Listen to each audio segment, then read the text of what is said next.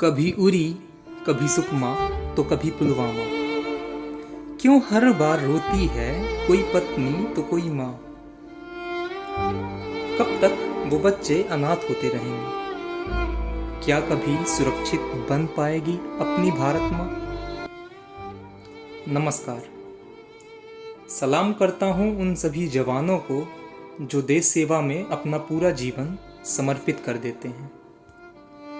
मेरी आज की कविता एक ऐसे ही सैनिक की कहानी है जो अपनी अंतिम सांसें गिन रहा है और उसे दुख इस बात का है कि कुछ ऐसे वादे उसने किए थे जिसे अब वो पूरा नहीं कर सकता।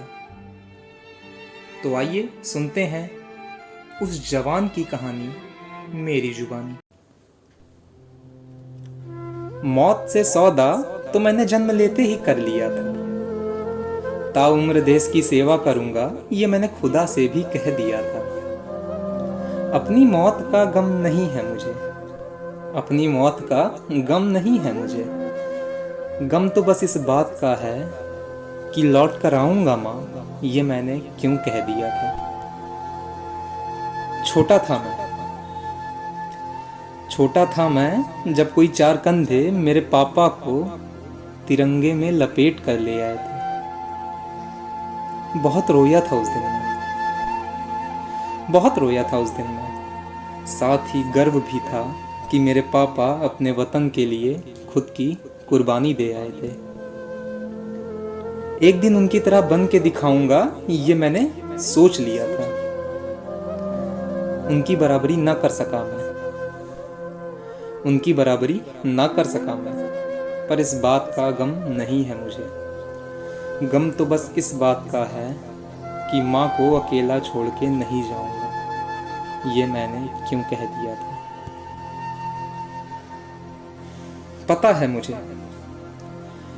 है मुझे कि मेरी माँ घर के किसी कोने में बैठकर अपने बेटे के इंतजार में आंसू बहा रही होगी।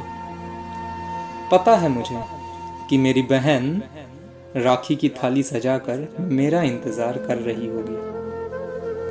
पर क्या करूंगा, भारत माँ की रक्षा करूंगा ये वादा भी तो मैंने ही किया था। बहन के साथ खूब मस्ती की थी मैंने जब पिछली बार मैं घर गया था। उन 4 दिन की छुट्टियों में न जाने हमने कितनी बार झगड़ा किया था। अब तो दोबारा लड़ भी न पाऊंगा मैं उससे।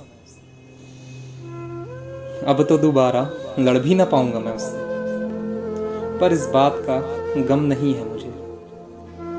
गम तो बस इस बात का है कि अगली राखी पे जरूर आऊंगा, ये मैंने क्यों कह दिया था। इश्क तो मैंने इस मिट्टी से बचपन में ही कर लिया था।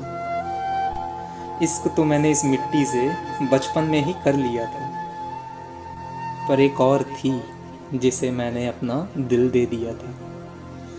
सोचा था कि उस पगली के साथ सारा जीवन गुजार दूंगा। अब तो मिल भी ना पाऊंगा मैं उससे। पर इस बात का गम नहीं है मुझे। गम तो बस इस बात का है कि मेरा इंतजार करना, मैं आऊंगा, ये मैंने क्यों कह दिया था।